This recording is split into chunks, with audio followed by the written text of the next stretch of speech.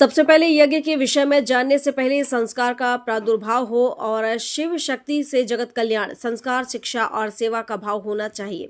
इससे नवरात्रि हिंदू नववर्ष पर शिव और शक्ति की साधना का पवित्र अनुष्ठान शतचंडी महारुद्र यज्ञ में हमने भक्तों के लिए प्रार्थना की। भारतवर्ष में अखंड यज्ञ वेदी बहुत ही दुर्लभ जगह है और उन्हीं में से एक दादाजी की अखंड यज्ञ वेदी दादाजी दरबार भोपाल में है, जहाँ दादाजी दरबार साधना के लिए पृथक है।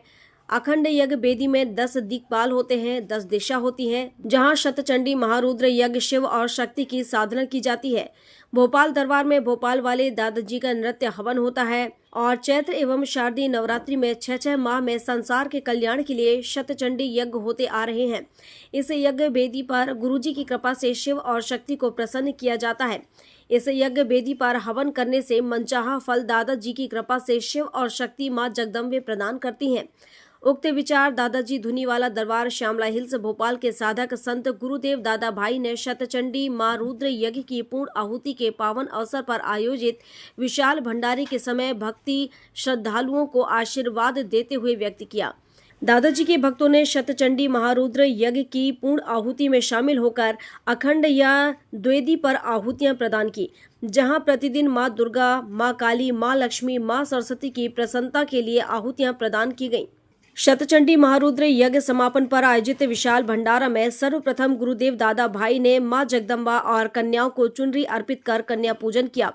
विशाल भंडारा में मध्य प्रदेश कांग्रेस कमेटी के प्रवक्ता रवि सक्सेना, रितु सिन्हा, ओम दीवान, अमृतलाल बागवान, प्रदीप साहू सहित सुरेश प्रजापति सहित अनेक दादाजी परहित सेवा संस्थान के भक्त श्रद्धालु उपस्थित थे। हमारी टीम पहुंची है दादाजी धुनीवाला दरबार श्यामला हिल्स भोपाल पर, जहां पर हम आज भक्तों को, श्रद्धालुओं को और हमारे दर्शकों को ऐसी अखंड यज्ञ वेदी की महिमा का पूरा रहस्य बताएंगे, जहां पर विगत 3 पीढ़ियों से लगातार साधना का जो केंद्र संचय किया गया है, साधना का जो पुण्य प्रताप किया गया है और उसके पुण्य स्वरूप पिछले 206 सतचंडी यज्ञ हो चुके थे और आज हम 207वें सतचंडी महायज्ञ में यहाँ पर पहुँचे हैं और हमारे साथ जुड़ रहे हैं इस अखंड यज्ञ वेदी के साधक गुरुदेव दादा भाई, जिनसे हम जानेंगे। गुरुदेव, हमारे चैनल के साथ बात करने के लिए आपका बहुत अभिनंदन, स्वागत। हम जानेंगे हमारे भक्तों को 207 सतचंडी महायज्ञ इस अखंड यज्ञ वेदी में हुए हैं और सतचंडी महायज्ञ का अखंड यज्ञ वेदी में क्या महत्व है, बताइए हम। सभी सनातन धर्मावलंबियों को हिंदू नववर्ष की शुभकामनाएं और बहुत बहुत आशीर्वाद। सबसे पहले यज्ञ के विषय में जानने के पहले समस्त सनातन धर्मावलंबियों में संस्कार का प्रादुर्भाव हो, इसकी प्रार्थना इस नववर्ष में शिव और शक्ति से शतचंडी महारुद्र के माध्यम से जगत का कल्याण। सबसे पहले संस्कार होना चाहिए, सुमति होना चाहिए, सेवा का भाव होना चाहिए, शिक्षा होनी चाहिए। ऐसा कलयुग में साक्षात शिव के अवतार दादाजी धुनीवालों से इस साधक ने जो है प्रार्थना की। अखंड यज्ञ वेदी, अखंड यज्ञ वेदी भारत में बहुत दुर्लभ जगह है जहां अखंड यज्ञ वेदी हो। दादाजी धुनीवाले दरबार भारतवर्ष में दादाजी धुनीवाला दरबार भोपाल साधना के लिए पृथक है, क्योंकि इस स्थान में गुरु से सेवा नहीं ली गई। गुरु से सेवा का ही आशीर्वाद लिया गया कि हमें जगत कल्याण की सेवा दे। इसलिए बड़े दादाजी भोपाल वाले कहते थे, क्या कहते थे कि बिछी है जाजम, लगी है तकिया, नाम निरंजन गुरु जी का जपे, श्री भेख कियो शंभु टेके के कारण श्री दादाजी शिखर में तप करें। अगर दादाजी हमारे साधना कर रहे हैं तो ये सांसारिक जो कंकड़ पत्थर मारने आ जाते हैं, इस माध्यम से सांसारिक कामनाओं को लेकर, अपनी सांसारिक कामनाएं मनुष्य की क्या है, सांसारिक उत्कर्ष में पहुंचना, ये तो मैं ही देने में सक्षम हूँ। गुरु की क्या आवश्यकता है, गुरु का तो आशीर्वाद ही मेरे पर्याप्त है। तो इसलिए यहाँ पर प्रत्येक 6 माह में सतचंडी महारुद्र यज्ञ का आयोजन प्रत्येक चैत्र और शरदी नवरात्रि में होते हुए आज 207वां सतचंडी महारुद्र यज्ञ यहाँ संपन्न हुआ। और इसके पीछे यज्ञ वेदी, जहाँ भी यज्ञ वेदी होती है, सनातन के समस्त देवी देवता जब तक वह प्रज्वलित रहती है तब तक वहाँ पर विद्वान रहते हैं। अब इससे महाप्रतापी महाशक्तिमान क्या यज्ञ वेदी का फल है। इस यज्ञ वेदी में 10 दिक्पाल रहते हैं, 10 दिशा होती है, 4 दिशा नहीं होती, इसलिए यज्ञ वेदी में सब लोग चारों तरफ बैठ लेते हैं। तो सतचंडी महारुद्र का, अब सतचंडी महा शिव और शक्ति की साधना दादाजी धूनी वाले भोपाल वाले करते चले आए। नित्य 12 माह 3 बजे उनको उठना, 4 बजे बैठना, 8 बजे तक हवन होना और उसके बाद आरती, ये नित्य का क्रम था। और 6 माह जब होते थे चैत्र और शरदी नवरात्रि में जगत कल्याण के लिए सतचंडी महारुद्र रखते। इस कारण से दादाजी धूनी वाले दरबार भोपाल में नारियल गद्दियों में रखाए जाते हैं, ना कि धूनी में लगाए। धूनी में नारियल लगाए जाते हैं, यज्ञ वेदी में यहाँ का सेवादार लगाते हैं। क्यों? क्योंकि सेवा शिष्य का परम धर्म है, गुरु से सेवा लेना नहीं। आज खंडवा में चूंकि संत की जगह टेस्ट सेवा दे रहा है, इसलिए वहां पर समस्त दादा भक्त जाते हैं और धूनी में नारियल लगाए आते हैं। क्योंकि सांसारिक कहता है क्या, संताप मुझे मत दो, तुम्हारा देव नाराज है तो दादा को छोड़ो। और यहाँ पर संत ही सामर्थ्यवान है, चाहे देव बिगड़ा हो, चाहे देवाला बिगड़ा हो, चाहे पुरखे बिगड़े हों, यहाँ समस्त देवी देवता उसके बैठे हैं। इसलिए क्षेत्रपाल की भी पूजा होती है, वास्तु की भी पूजा होती है, महाकाली महालक्ष्मी महासरस्वती की पूजा होती है, गणेश जी की पूजा होती है, समस्त पंचलोक का सब बैठे हुए, वास्तु बैठा, क्षेत्रपाल। तो यहाँ पर जो भी देवी वाला बैठे हैं, इसलिए संत लेता है और सीधे बोलते जाओ। तो यहाँ आने के पहले ही गेट में ही संत जितने देव देवाला है सब शांत होते हैं। क्यों? दादाजी का, गुरु भगवान का आशीर्वाद। इसलिए कहा गया है क्या, गुरु ब्रह्मा गुरु विष्णु गुरु देवो महेश्वरा गुरु साक्षात परब्रह्म तस्मै श्री गुरुवे नमः। तो गुरु की सत्ता को सर्वोच्च जो हमारे त्रिदेव हैं उन्होंने भी स्वीकार किया है। जिन लोगों ने गुरु का अपमान किया, गुरु के सामने ज्ञान बताया, उनका विघटन, उनका अधोगति में जाना निश्चित है। इसलिए शिव ने कहा है, क्या कहा है कि काकभुसुंडी जी ने जब समझाया है गरुण को कि राम ब्रह्म है, धोखा मत खाना। एक बार मेरे साथ भी हो सका है भ्रम, तो मेरे गुरु ने मेरे को बचाया और दिन भर एक नमामि समीशान निर्वाण रूपम मेरे गुरु ने स्तुति की थी। आज मैं इसलिए यहाँ बैठा हूँ। तो कहने का मतलब त्रिदेव ने भी उस सत्ता को माना है। तो दादाजी धूनी वाले का आशीर्वाद, भोपाल वाले दादाजी स्वामी राम स्वरूप जोशी वेदांताचार्य जी की साधना, उस परंपरा को जो अनसुईया कुल की परंपरा है उसको अनुसरण करते हुए यह कुल चला आ रहा है। और साधना का एक ही सभी समस्त सनातन धर्म में दान मांगता हूँ कि आप अपना कल्याण जिस प्रकार से है उस तरह अपना आचरण लाओ, अपना संस्कार लाओ, आपने शिक्षा लाओ, सेवा का भाव लाओ और धन अपने घर में रख के आओ। क्योंकि धन गए धन आ सकता है पर धर्म गए धर्म नहीं आ सकता। आज इस सनातन का जो पतन है उसके पीछे यही मार्ग है, यही सत्ता ही मार्ग है जो शैतानों को ऊपर उठा रहा और गुरु सद्गुरु भगवान की जय। हमारी टीम पहुंची आज मध्य प्रदेश की राजधानी भोपाल में, जहां पर गेट नंबर 6 मुख्यमंत्री निवास के सामने दादाजी धूनीवाला दरबार श्यामला हिल्स भोपाल पर हम पहुंचे हुए हैं। और आप मेरे पीछे देख रहे हैं भक्तों का जो है जनसैलाब यहाँ दिखाई दे रहा है, भक्तों का जो आस्था का सैलाब यहाँ पर दिखाई दे रहा है। और जैसा कि आप जानते हैं कि लगातार दादाजी धूनीवाला दरबार में जो है प्रतिवर्ष दोनों ही नवरात्रि पर सतचंडी महारुद्र यज्ञ का आयोजन किया जाता है। इस वर्ष दादाजी आश्रम पर ये 207वां सतचंडी महारुद्र यज्ञ चल रहा है और इस यज्ञ का क्या पुण्य फल है, ये आज जो है नवमी का जो पावन पर्व था, जहां पर आज पूर्ण आहुति के साथ सतचंडी महायज्ञ का विश्राम हुआ है और लगातार 9 दिनों से इस दिव्य अनुष्ठान की पुण्य प्राप्ति का जो फल यहां पर आप देख रहे हैं। छोटी छोटी कन्याओं को यहां पर अभी साधक संत गुरुदेव दादा भाई के द्वारा जो है यहां पर कन्याओं का पूजन करने के पश्चात कन्याओं को भोजन कराया जा रहा है और उसके पश्चात ये दिव्य अनुष्ठान का आज यहाँ पर विराम होगा। आप इधर देख रहे हैं छोटे छोटे बटुक भी यहाँ भोजन प्रसादी के लिए बैठे हुए हैं और ये भक्त सैलाव जो जन सैलाव यहाँ पर दिखाई दे रहा है। हम आपको बताएंगे कि किस प्रकार का ये श्रद्धा और भक्ति का ये अनुपम जो है यहाँ पर समागम है। 1922 से लगातार ये सतचंडी महायज्ञ का आयोजन दादाजी के अखंड यज्ञ पर चल रहा है। आप दर्शकों को बताना चाहूँगा कि भारत भूमि पर कई स्थान ऐसे हैं जहाँ पर दादाजी ने अपनी साधनाएं की थी।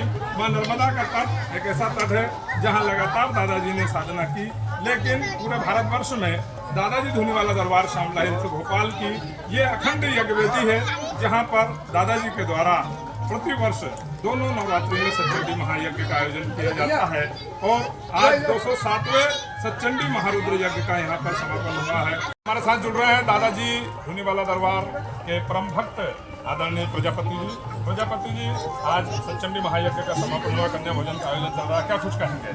ये कहेंगे कि ये भारतवर्ष में केवल 3 जगह जो है खंडवा और भोपाल और काशी विश्वनाथ, ये जो अखंड यज्ञ वेदी में जो आकर वो आहुति और मात्र दर्शन से ही उनकी सभी कामनाएं पूर्ण हो जाती है और उनके मन में जो है वो सच्चाई अपने आप पैदा होती है। हम एक और भक्त से बात करेंगे। आदरणीय हमारे साथ जुड़ रहे हैं ओम दीवान जी, होशंगाबाद क्षेत्र से बिलोंग करते हैं। आप कितने वर्षों से दादाजी दरबार से जुड़े हुए हैं? कहूँ तो मैंने जब से होश संभाला उस दिन से दादाजी से जुड़ा हुआ हूँ, शायद उन्हीं ने होश दिया हुआ और आदरणीय दादाजी और उनके श्री चरणों में मैं प्रणाम करता हूँ। ये 207वां सतचंडी महारुद्र यज्ञ है और हम उसके प्रत्यक्ष यहाँ पर सेवादार बने, ये हमारे लिए सौभाग्य दादाजी की बड़ी है। 207 सतचंडी यज्ञ आज हुए हैं, कितने यज्ञों में आप बैठे हैं अभी तक? मैं मैक्सिमम यहाँ जब से मैं होशंगाबाद से यहाँ आया, मैं आज 10वां साल कंप्लीट होने को है, मैं मैक्सिमम आता रहा और बैठते रहा दादाजी की। क्या कुछ पुण्य फल आपको प्राप्त हुआ है? बस ये मैं मानता हूँ जो कुछ है वो सिर्फ उन्हीं का है। सांस भी अगर चल रही है तो ये उनकी मेहरबानी है। हमारे दर्शकों को आप कुछ बताइए कि जो आपके जीवन में घटा मैं हुआ ये कह सकता हूँ कि आप एक बार इस स्थान पे आइए, दर्शन कीजिए, शायद आपको ऐसा लगेगा कि आप भगवान के बिल्कुल करीब आ गए।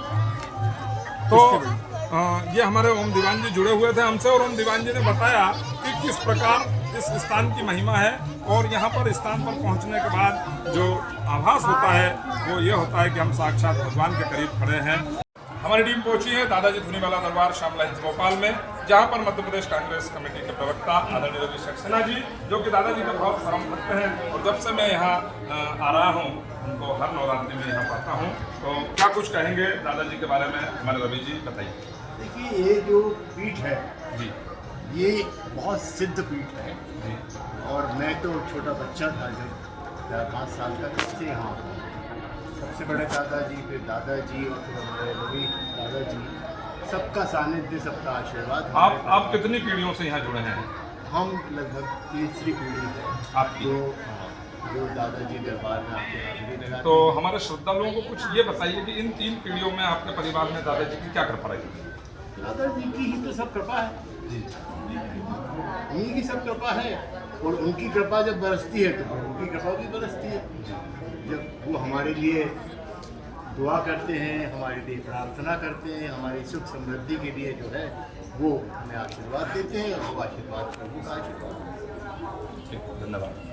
हमारे दर्शकों को आज जो है नवमी का पावन पर्व है और इस पावन पर्व पर आज नवरात्रि का जो है विश्राम होता है और हम ऐसे अलौकिक स्थान पर पहुंचे हैं जहां पूरे हिंदुस्तान की निगाहें हैं। मध्य प्रदेश की राजधानी भोपाल में जहां दादाजी के आदेश से सामने सरकार बैठी हुई है। मुख्यमंत्री निवास के गेट नंबर 6 के सामने हम दादाजी की अखंड यज्ञ वेदी पर पहुंच चुके हैं और जहां पर आप मेरे पीछे देख रहे हैं दादाजी धुनीवाला दरबार श्यामला हिल्स भोपाल का यह नज़ारा है। और यहाँ पर आज सतचंडी महा रुद्र यज्ञ की पूर्णाहुति साधक संत गुरुदेव दादा भाई के सानिध्य में हुई है। आप धुनी के दर्शन कर रहे हैं, आप अखंड यज्ञ वेदी के दर्शन कर रहे हैं और आज पूर्णाहुति के बाद ये धुनी इस प्रकार जो है प्रचलित हो रही। यहाँ पर आप यदि सच्चे मन और आस्था के साथ इस धुनी का दर्शन करेंगे, इस अखंड यज्ञ वेदी का दर्शन करेंगे तो आज आपको यहाँ पर पूरी 9 देवियों के दर्शन नवरात्रि पर इस यज्ञ वेदी में होते हैं। यहाँ शिव तांडव का दृश्य भी मेरे द्वारा देखा गया है। यहाँ भगवान राम भी साक्षात सुबह जब हवन हुआ था और जब राम जन्मोत्सव मना था दादाजी दरबार में, तो यहाँ भगवान राम की भी छवि अग्नि में दिखाई दी। और ऐसा ही अभी नवरात्रि के जो 9 देवियों का दृश्य आप यदि मन और श्रद्धा से अग्नि में दर्शन करेंगे तो आपको अलग अलग रूप में यहाँ पर देवी के दर्शन भी होंगे। ऐसा ये दिव्य अनुष्ठान आज गुरुदेव साधक संत दादा भाई के प्रयास से यहाँ पूर्ण हुआ है, जिसके हम सब साक्षी बने हैं। और हम जानेंगे यहाँ भक्तों से कि भक्तों का क्या रुझान रहता है और किस प्रकार की सेवाएं भक्तों को यहाँ मिलती है। क्या कुछ कहेंगे, हमारे साथ जुड़ रहे हैं भैया। क्या नाम है आपका? श्रेय दीवान जी, कितने वर्षों से आप दादाजी दरबार से जुड़े हुए हैं? मुझे करीबन 7 से 8 वर्ष हो चले हैं। मैं दादाजी के श्री चरणों का हिस्सा रहा हूँ जी। एक्चुअली हुआ ये था कि मेरी तबीयत बहुत ज़्यादा खराब रहती थी, बहुत ज़्यादा मेरे साथ हेल्थ इश्यूज़ रहते थे। मेरे पापा के माध्यम से मैं दादाजी के से मेरा बहुत लगाव हुआ, जुड़ा। फिर मैं धीरे धीरे यहाँ पे 3-4-6 महीने में लगातार आया। उसके बाद मेरी हेल्थ काफ़ी बेटर हुई। अब एक्चुअली मेरा कॉलेज कंप्लीट हो गया। मैं जबलपुर हाईकोर्ट में वकालत करता हूँ। दादाजी के आशीर्वाद से कभी भी कोई केस रहता है, कैसा क्या रहता है, क्या नहीं होता है, किसी प्रकार का क्या करना है, उसके बारे में भी अगर मुझे किसी भी प्रकार की कोई भी समस्या रहती है मैं दादाजी से निश्चिंत होकर कभी फोन लगाता हूँ। कितने वर्ष पूर्व भाई साहब आपका स्वास्थ्य गड़बड़ हुआ था? मेरा स्वास्थ्य गड़बड़ हुआ था करीब 6 से 7 वर्ष। 7 वर्ष पूर्व। तो क्या कुछ आपने डॉक्टरों को नहीं दिखाया? डॉक्टरों को दिखाया था, बट कुछ ऐसी बातें होती हैं जो डॉक्टरों के समझ के बाहर हो जाती हैं, क्योंकि आपकी जो रिपोर्ट्स होती हैं जी। बहुत ज़्यादा नॉर्मल आ रही थी, बेसिक आ रही, सारी चीज़ें आ रही थी। बट स्वास्थ्य का जो मेरा रूप था वो इतना ज़्यादा डॉक्टर्स को समझ में नहीं आ रहा कि रिपोर्ट्स काफ़ी लंबी आ रही। बट वो आपके साथ कई बार ये होता है, कुछ ऐसे अलग एनर्जीज होती हैं जो कि डॉक्टर्स के समझ के बियॉन्ड होती हैं। कई बार बहुत सारी ऐसी चीज़ें। फिर आपने ये सब समस्याओं से गुरुदेव को अवगत कराया? दादाजी को अवगत कराने की आवश्यकता पड़ी ही नहीं। अच्छा। दादाजी के श्री चरणों में जैसे ही मैं आया, दादाजी ने मुझे ये बोला कि एक काम करें, आप बहुत देर लगा दी तुमने आने में। अच्छा। एक शब्द उनका ये था, पापा से भी यही बोला था, मुझसे बारिश बहुत ज़्यादा हो रही थी उसमें। जी जी। तो आपने बहुत देर लगा दी आने में, एक नारियल चढ़ा दो। तो एक नारियल यहाँ पे मुझे दिया चढ़ाने की। तो काफ़ी समय तक मैं रेगुलरली 3-4-6 महीने आता था। फिर उसके बाद अब से तो चीज़ें। तो ये हमारे दीवान जी थे और ये दीवान जी हमें बता रहे थे कि 6 वर्ष पूर्व इनका स्वास्थ्य खराब हुआ था और सारी रिपोर्टें उस समय नॉर्मल आ रही थी। डॉक्टर को समझ नहीं पड़ रही थी कि इनका स्वास्थ्य किस प्रकार से बिगड़ रहा है। जब ये भक्त दादाजी दरबार में पहुंचे थे और गुरुदेव के समक्ष आए, तो जैसा कि अभी दीवान जी ने बताया कि गुरुदेव को बताने की आवश्यकता ही नहीं पड़ी और एक नारियल दादाजी के श्री चरणों में गुरुदेव ने लगाया। और आज ये आप देख रहे हैं हाईकोर्ट में ये युवा जो है पैरवी कर रहा है और हाईकोर्ट में दादाजी के आशीर्वाद से कई केसेस लड़ रहे हैं। तो ऐसे दादाजी के परम भक्त हैं। हम और भी कुछ भक्तों से बात करेंगे। यहाँ पर इधर आप देख रहे हैं कि बहुत महिला मंडल भी बैठा हुआ है जो कि लंबे समय से दादाजी दरबार से जुड़े हुए हैं और दादाजी के श्री चरणों में आइए आइए आइए आइए काय करना है। जुड़ रही दादाजी की और एक और भक्त। क्या नाम है दीदी आपका? रेखा। कहाँ रहते हैं आप?